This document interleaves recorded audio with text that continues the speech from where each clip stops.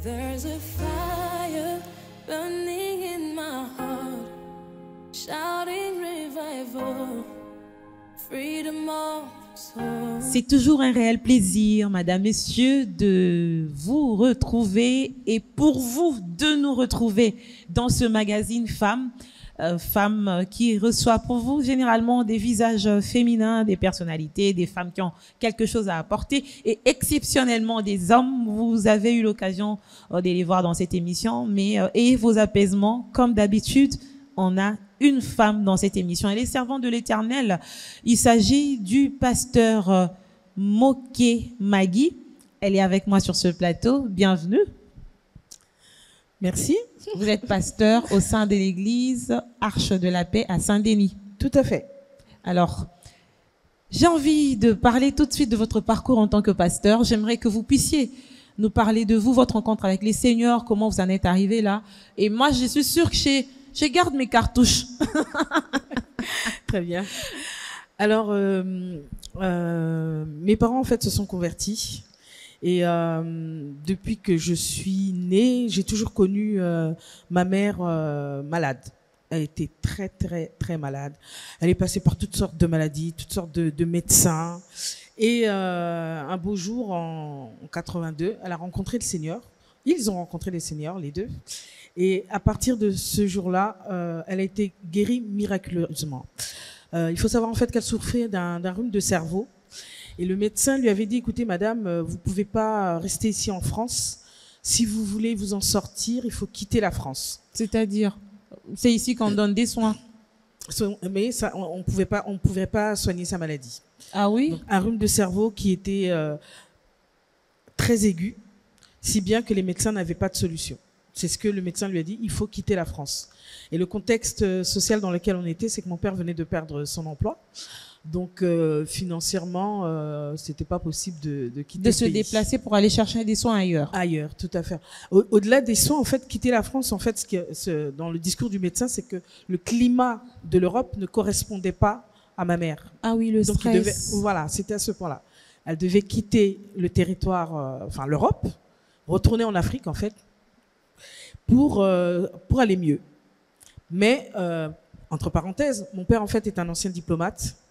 Et donc, quand on est arrivé en France, il venait de quitter la diplomatie. Oui. Donc, il était reconnu comme un réfugié politique. Politique, tout à fait. Donc, partant de là, quand on lui dit, faut retourner. C'est compliqué. C'était impossible. Oui, c'est impossible, oui. C'était vraiment impossible pour lui.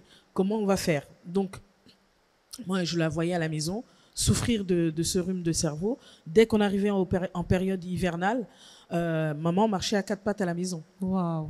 Parce que elle avait des ça n'allait pas. Ouais, ça n'allait vraiment pas. Donc. Et vous étiez enfant à l'époque? Oui. J'étais enfant. Quand ils ont rencontré le Seigneur, il y a eu une guérison miraculeuse. Et j'ai été tellement touchée en fait par cela que j'ai adhéré automatiquement en fait à la foi. Je dis s'il a pu guérir ma mère, c'est que c'est un Dieu capable. Voilà, c'est un bon Dieu. Et donc c'est comme ça que je suis devenue chrétienne. Alors dans mon parcours, c'est vrai que quand on entend cette histoire, on va voir que je dirais que j'étais chrétienne par procuration. J'allais vous poser la même question.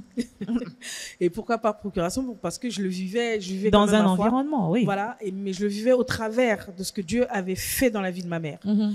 Et de fil en aiguille, en fait, j'ai appris à tisser ma relation avec Dieu et croire en Dieu vraiment, non pas seulement parce qu'il avait agi dans ma famille, mais aussi parce que je le voyais agir dans ma vie. Oui, vous avez une relation personnelle. Exactement. Ok. Que j'ai développé. Alors, dans mon parcours à l'église, le secteur dans lequel j'ai baigné pendant des années, c'est la louange et l'adoration. Ok. Donc, j'ai monté une chorale. J'étais responsable du service de louange de l'église et j'ai monté une chorale. Vous chantez bien, donc. À vous de juger. Oui. Ok. J'ai monté une chorale qui s'appelle âme. Donc c'est une association. Donc le nom c'est Association artistique mission évangile. Ok. Donc on utilise en fait l'art, donc entre autres le chant, la danse, le théâtre et tout ce qu'on peut exploiter comme art. On le met au don de l'évangélisation, au service de l'évangélisation. Donc on organise beaucoup de concerts humanitaires, de concerts de gospel. Et donc là, pour le 8 novembre de cette année 2024, nous organisons un concert humanitaire. Ah oui. On va collecter des fonds et ces fonds-là, on va les reverser à une autre association où on va aider des enfants qui sont en Côte d'Ivoire. Voilà. Qui en quelle situation? Des orphelins, des enfants qui ne sont pas forcément orphelins, mais qui sont dans des situations précaires. Oui, ok. Et par la grâce de Dieu, j'ai pu aller faire un petit tour. Il y a Pour faire un état des lieux. Exactement. Mhm. Et cela m'a permis de voir un peu où est-ce qu'on devait porter notre pierre. C'est la première fois que vous faites cette Ce collecte type, ou ce type d'action? oui, oui. Non, pas du tout. C'est quelque chose que j'ai mis en place justement au sein de cette association âme. Où on ne fait pas que de l'artistique, justement, on n'est pas là que pour chanter. Oui. Et donc nous avons travaillé pour Haïti, où on a aidé des personnes à mettre en place une école. Nous avons travaillé également pour des Indes, où pareil, ça leur a permis de bâtir une école. Nous avons travaillé pour le Congo, Kinshasa, et précisément dans la région où De l'Est. De l'Est. Oui. Et donc là, on a permis d'acquérir un appareil pour un hôpital pour soigner les gens de maladies oculaires. Ok. Donc ça leur a permis d'acheter justement cet appareil-là. Et nous avons travaillé pour la France parce que nous sommes ici en France. Et La pour charité bien ordonnée commence par soi-même, bien quand sûr. même. Et pour la France, nous avons travaillé avec une association qui, elle, donne des repas aux personnes qui, en période d'hiver, dorment dans les rues, Ok. dorment dehors. Mhm. Donc ça leur permet d'avoir un repas chaud Pendant l'hiver. pendant la période d'hiver. Alors, j'aimerais juste parler de cette collecte parce que c'est un fait très social et ça touche beaucoup des cœurs. Est-ce que les chrétiens donnent? Oui, mais Ça marche bien avec les chrétiens. Est-ce que vous avez ouvert cette collecte et aux non-chrétiens et aux chrétiens? cette collecte est ouverte à tous. En fait, si vous voulez, c'est que le concept en lui-même, comment il est structuré, Oui. s'ouvre à tout le monde. C'est que la base, c'est le concert. Le concert Mais c'est un gospel. concert gospel. C'est un concert gospel. Mais Oui. ici, ce qu'il faut savoir, c'est que moi, je suis en France. Ici, en France, les concerts gospel sont très appréciés. Oui. Donc, on a toutes sortes de publics qui viennent. On a des musulmans qui viennent Oui. assister à nos concerts. On a donc vraiment toutes sortes de publics qui viennent assister à ce concert. Et donc, quand en plus de ça, il y a la petite touche humanitaire, ben voilà, les gens sont sensibilisés et ils viennent, au-delà d'écouter de la musique, ils viennent aussi prêter leur main à quelqu'un qui est dans le besoin. Ah oui. Ça veut dire que vous avez un cœur qui est assez sensible pour aider les autres. Oui.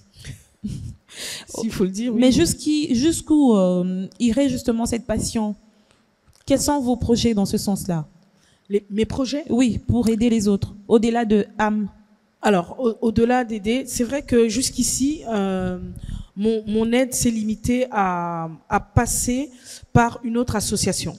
Mais mes projets à long terme, ce serait carrément vraiment de bâtir une structure scolaire au Congo, parce que je suis originaire du Congo, pour permettre à l'enseignement de pouvoir s'offrir à ceux qui ne le peuvent pas. J'ai eu, par la grâce de Dieu, je dis bien la grâce de Dieu, la possibilité de vivre au Congo pendant 2 ans. Et c'est un souvenir que j'ai gardé, de voir que Il y a l'éducation, beaucoup de choses à faire dans le secteur de l'éducation. exactement, Oui. l'éducation, Il y a un travail, l'instruction oui. n'est pas donnée à tout le monde, n'est pas offert à tout le monde. Si tu as les moyens, tu vas dans des bonnes écoles. Si tu n'as pas les moyens, Les enfants restent à la maison parfois. exactement. Heureusement, aujourd'hui, il y a la gratuité qui essaie un peu d'épauler le secteur de l'éducation. On espère bien que ça va porter des fruits pour que tout le monde ait accès à l'éducation. Exactement. Mais les initiatives privées comme les tiennes sont toujours les bienvenues. Tout à fait. Et je pense qu'on devrait tous mettre la main à la pâte, Oui. parce que on voit très bien que ça n'a pas beaucoup, en tout cas moi depuis que j'ai quitté l'école, ça n'a pas beaucoup évolué dans ce domaine-là. Donc on va pas attendre que les autres changent les choses. Donc si moi je peux faire quelque chose, voilà, je me lève et je le fais. Est-ce que pasteur Maggie Moké est devenu pasteur par procuration? Ou non, ça c'est pas par procuration, par héritage, c'est le mot qu'il faut. C'est-à-dire les parents sont pasteurs, on a eu à les recevoir dans cette émission, soit les gens vont suivre avant ou après. Est-ce que c'est parce que vos parents sont pasteurs que vous aussi vous l'êtes? Non. Être pasteur, c'est une question d'appel. Alors maintenant, il y a une réalité, lorsqu'on lit les Écritures, c'est que le sacerdoce est familial. Donc, c'est-à-dire que... vous pouvez boire de l'eau. Hein. Non, ça va, merci. Quand Dieu appelle quelqu'un, il appelle lui et toute sa famille. Donc, ça ne peut pas être une surprise, en fait, de voir que un pasteur, qu'un de ses enfants prenne la succession derrière, ou qu'un de ses enfants hérite de ce ministère. Maintenant, pourquoi je réponds non? Parfois, les motivations ne sont pas saines dans les églises. Parfois, les motivations ne sont pas saines. Mais ce qu'il faut savoir, c'est que cette personne qui va reprendre ou qui hérite, il faut aussi qu'elle accepte. C'est pour ça que je parle d'abord d'appel. Dieu va l'appeler, mais est-ce que cette personne va accepter l'appel? Et j'en parle, pourquoi? Parce que... Il n'y a pas eu de forcing. Tout le temps, on venait vous dire, mais Maggie, tu sais que tu dois être consacrée. Parce que. Il n'y a pas eu. C'était plutôt une prise de conscience parce que justement, je fais partie de ces personnes qui refusaient carrément. Ah oui? Ah oui, je voulais pas en entendre parler. Vous étiez conscient de cette responsabilité qui vous attendait? Non seulement consciente de la responsabilité qui m'attendait, mais surtout, en tant qu'enfant de pasteur, on a l'impression en fait que on vit dans l'opulence, que tout va bien, tout est rose et tout ça. On voit beaucoup de choses qui nous éloignent, qui vont même nous éloigner de l'évangile. Tout à fait. Et au moins vous en êtes consciente. Totalement. Et on est tellement, pour dire vrai, dégoûté que c'est le dernier endroit où on a envie de finir. Donc quand mes parents me disaient, écoute, il faut que tu sois consacré pasteur, je dis, mais hors de question, jamais de la vie. Je l'ai dit, jamais. Mais il y a eu une prise de conscience. Une prise de conscience, pourquoi? Parce que on se rend compte que même si on veut pas l'être, on fait des choses naturellement. Ça vient tout seul. Oui. Ça c'est un. Ça veut dire que vous aviez l'appel. Oui. Ça, l'appel, je l'avais. Mais accepter maintenant cet appel, ça c'est autre chose. Et donc je l'ai pas accepté tout de suite. La deuxième chose qui m'a amené à avoir cette prise de conscience, c'est que l'œuvre a pris de l'ampleur, l'œuvre a grandi, et les parents aussi ont pris de l'âge.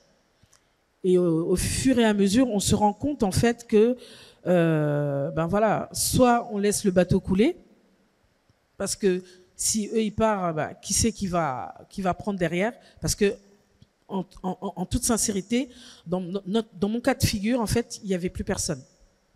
Il y avait vraiment personne qui pouvait assurer la relève derrière. Et donc, du coup, ça a été une vraie prise de conscience pour dire, on peut pas laisser ça comme ça. Dans l'assemblée, il y a un comité, il y a un collège, des anciens, Oui, il y a un comité, il y a des anciens. Oui, des gens peuvent assumer la relève. Il y avait des pasteurs qui sont partis. On s'est retrouvés. Donc, l'environnement était propice pour complètement vide. Donc, soit on attend que quelqu'un vienne, quand, comment. Soit Dieu vous utilise. Ça marche bien? Vous vous sentez bien dans votre peau de pasteur? Pasteur femme en même temps. Alors, je ne sais pas si je dois dire me sentir bien, parce que pour moi, ça a toujours été une très, très grande responsabilité. Vous faites avec. Voilà, exactement. C'est vraiment ça. Il y a justement un prix à payer. C'est en fait de ça qu'on voulait aussi parler autour de cette émission, pour arriver quelque part.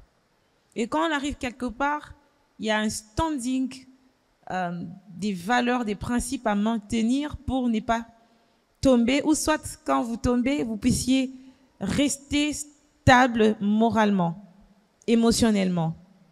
Est-ce qu'on peut parler de ces choses-là? Oui, bien sûr. C'est quoi le prix à payer? Le prix à payer. Mon parcours m'a permis en fait de voir autour de moi, en tant qu'enfant de pasteur, beaucoup de personnes, et notamment des serviteurs de Dieu, mais au-delà même des serviteurs de Dieu. Je me suis toujours posé la question, pourquoi les personnes arrivent là et finissent toujours par chuter? C'est quoi le problème? Et ce que j'ai pu observer, et au regard bien entendu des Écritures, c'est que l'homme a des forces et des faiblesses. Et dans 9 cas sur 10, c'est que lorsque la personne va chuter, c'est par rapport à ses faiblesses. Et donc, ces faiblesses-là, nous avons besoin de les gérer, de les traiter avant d'arriver là-haut. Alors, les gérer, les traiter comment? En fait, la première étape, c'est de savoir les reconnaître. Quelqu'un qui ne reconnaît pas qu'il est faible à tel niveau, quand il va arriver là-haut, il est sûr de se casser la figure. Et comment reconnaître ses faiblesses? Ça, c'est la grande question. La grande question, c'est très simple, très facile. Comment? Votre entourage vous le dira, toujours. Les gens avec lesquels on n'a pas le sens de l'écoute. Exactement. C'est pour ça qu'il faut savoir reconnaître. Et donc, qui demande de savoir reconnaître, c'est savoir écouter. Écouter son prochain. Si 1, 2, 3, 4, 5 vous disent toujours la même chose, arrive un moment, il faut savoir prendre du recul. Vous allez dire qu'ils sont jaloux. Pour certains, ils vont dire, mais surtout dans les églises, hein, c'est devenu très fréquent. On est chrétien, on sait ce que c'est. C'est un clic, c'est une clique des personnes très jalouses. Ils m'aiment pas, alors ils disent la même chose. Alors, moi, je répondrai la chose suivante. Dans le cadre de l'Église, on est d'accord? On reste dans le cadre de l'Église. Oui. Si on est dans le cadre de l'Église, on ne peut pas être chrétien et se dire que forcément les gens sont jalouses. C'est que à ce moment-là, on n'a pas d'intimité avec Dieu. Parce que celui qui a une réelle intimité avec Dieu, les gens vont parler autour de toi. Mais si tu es vraiment enfant de Dieu, tu vas chercher la face de l'Éternel. Seigneur, ce qu'ils sont en train de dire de moi, est-ce que c'est ça? Et Dieu parle. Dieu parle. Et quand il parle, et quand on sait l'écouter, il va même décortiquer. Il va même créer des situations où tu finiras par te rendre compte, par voir par toi-même, tu vois ce que je te disais, voilà le problème que tu as. Mais qu'est-ce que vous vous reprochez, par exemple, par rapport à certaines faiblesses qui peuvent se manifester et être très dangereuses pour l'élévation d'une personne? Je ne peux pas dire qu'il y a des faiblesses plus dangereuses que d'autres. À partir du moment où on est un être humain, on est loin d'être parfait. Oui, on manifeste toujours des faiblesses. On a toujours des faiblesses. Oui. Mais ce qui est important, c'est de pouvoir identifier ces faiblesses et les gérer, les traiter. Maintenant, c'est vrai qu'il y en a d'autres qui sont plus parlantes que d'autres. Je vais reprendre ce que j'ai entendu, le manque de maîtrise de soi. Et quand je parle de maîtrise de soi, c'est pas dans le caractère, ne pas savoir se contenir. Tout ce qui est en rapport avec le sexe. Les gens n'arrivent pas à se maîtriser. C'est un problème. Si tu n'as pas su te maîtriser avant l'élévation, ça va te rattraper. Ça c'est important parce qu'on a vu des grands hommes, même des politiciens, qui sont tombés par le sexe. Exactement. Des hommes des dieux qui sont tombés Même chose. par le sexe. Exactement. C'est quand même un point important. Donc, il faudrait identifier et travailler sur ça. Exactement. Et le danger, c'est que quand on échange avec ces personnes, ils ont beaucoup de mal à reconnaître leur part de responsabilité. Et j'en ai même entendu dire « Ah mais c'est pas de ma faute, c'est parce que ma femme, mon épouse ne s'est pas bien occupée de moi. » Oui. Non. Et là, ça nous ramène toujours à c'est pas une raison. l'histoire. Non, jamais. Ça nous ramène à l'histoire de la Genèse.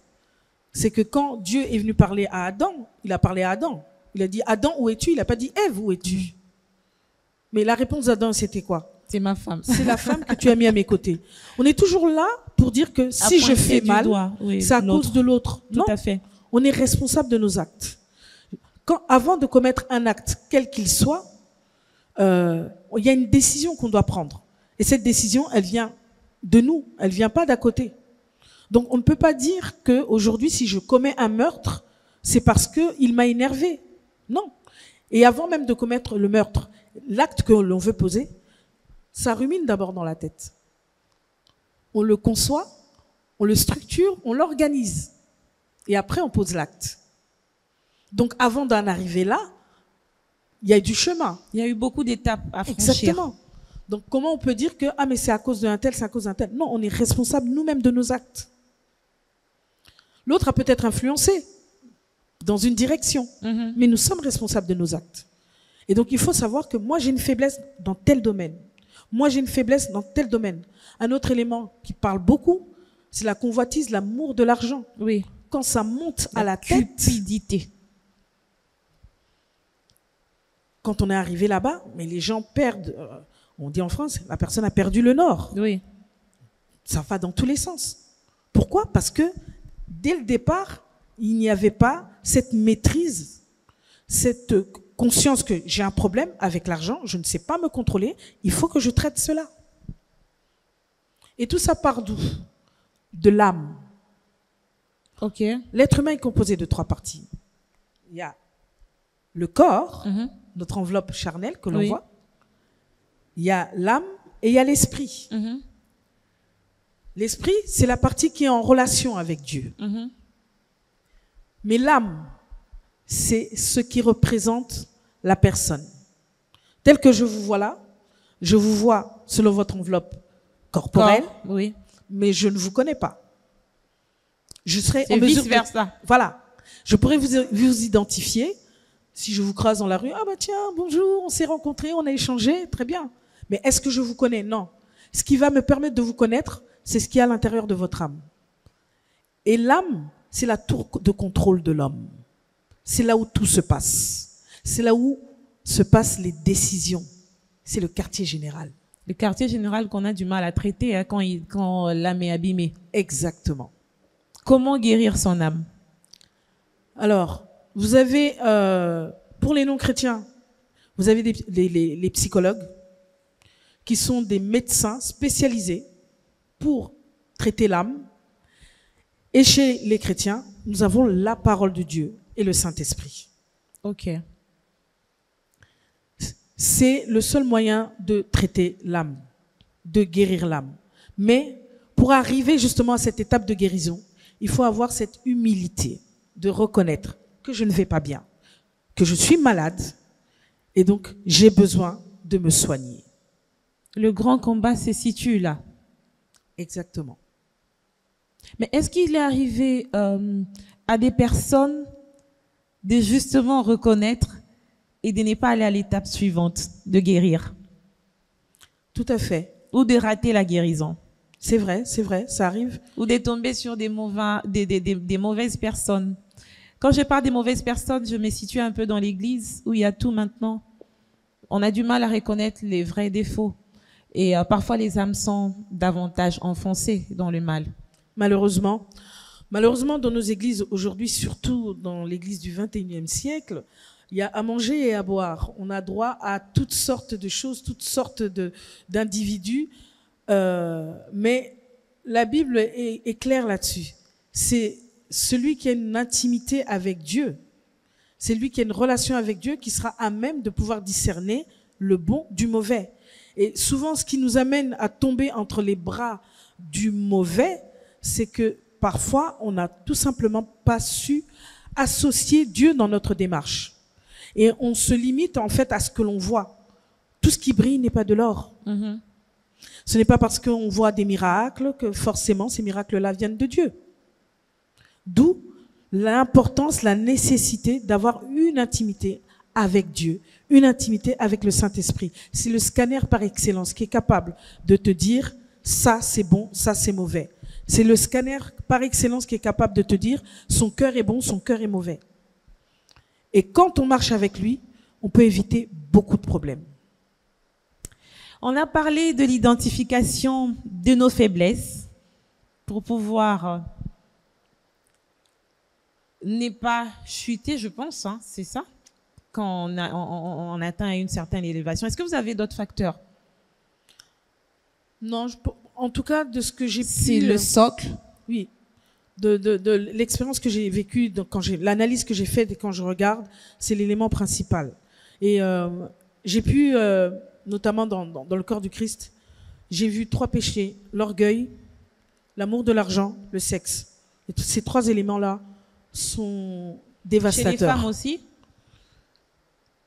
Chez les femmes aussi. Non. Alors, quand vous dites chez les femmes aussi, sur les femmes. Dans quel domaine?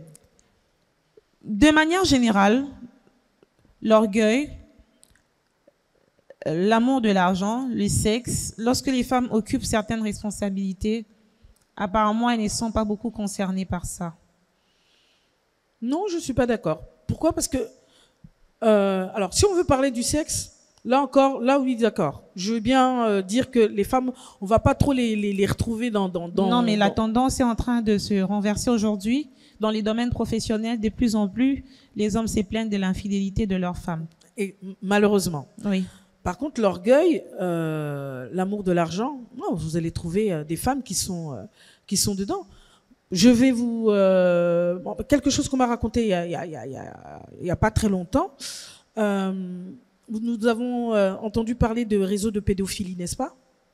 Il y a un film qui est sorti récemment qui parle de ça. Et la personne qui était à la tête de ce réseau, c'était une femme qui enlevait des enfants et qui les vendait. Elle n'a pas de cœur, celle-là. Pour de l'argent. Donc, quelle cupidité. Eh oui. Donc, c'est pas une affaire d'homme ou de femme, c'est l'être humain. L'être humain et sa méchanceté. Mm-hmm. Et donc, d'où on a besoin justement d'aller checker à l'intérieur, voir où est-ce qu'on en est. Jusqu'à quel point j'aime l'argent. Non. Donc, quelque part, tout ce que nous vivons aujourd'hui, c'est parce qu'on a beaucoup d'âmes qui ne sont pas guéries, qui ont des problèmes, qui n'ont pas d'identité réelle et qui se recherchent. Qui n'ont même pas de valeur. Tout à fait. Quand on a des valeurs, il y a un seuil qu'on ne va pas dépasser, qu'on ne va même pas se permettre de dépasser. C'est qu'on va se dire que même si j'aime ça, mais là quand même, il y a une limite à ne pas franchir. On a fini l'émission. On a fini l'émission, mais on va pas la finir brutalement comme ça, pasteur Maggie. On la finit pas brutalement. Je vous donne quelques minutes. J'aimerais simplement encourager tout un chacun à faire ce checking. Un checking pour les chrétiens avec le Seigneur. Dire, Seigneur, voilà, je te présente mon âme, dis-moi qu'est-ce qui ne va pas. Et je peux vous assurer que si on fait ce checking, au moment de l'élévation, on aura plus de chances de rester et de garder que de voir ce qu'on voit aujourd'hui. Arriver là-haut, on chute. Et pour ceux qui ne connaissent pas le Seigneur, ceux qui ne sont pas forcément dans la parole de Dieu, simplement, faites attention à votre entourage. Quand on vous répète 1 fois, 2 fois, 3 fois, tu as tel problème, on l'entendait plusieurs fois, c'est pas forcément la jalousie. C'est que tous ces gens-là sont tout simplement notre miroir. Mm-hmm. Quand on n'a pas de miroir, on ne peut pas savoir qu'on a une tache sur le visage. Ah oui. Ce sont ces personnes-là qui nous servent de miroir. Donc, tendons l'oreille et soyons humbles.